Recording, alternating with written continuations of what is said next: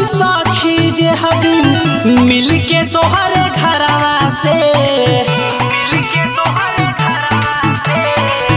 आवत रहली सखी जे हबीन मिल के तोहरे घरवा से नजर लड़ी गइल राजा भारावा से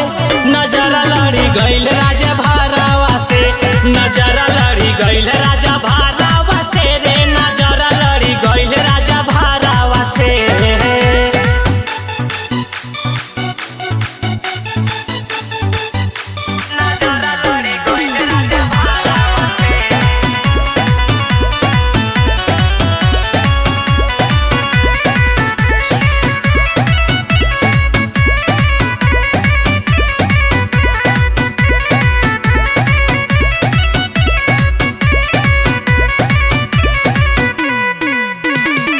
मन करेला कहती जाके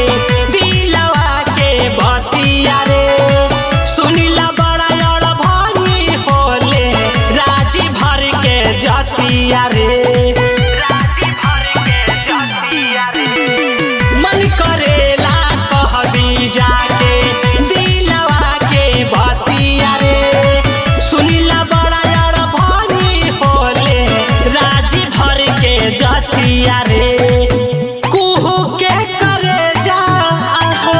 निकले हियरवा से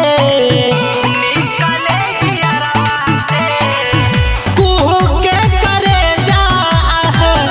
निकले हियरवा से नजर लड़ी गइल राजा भारावा से नजर लड़ी गइल राजा भारावा से नजर लड़ी गइल राजा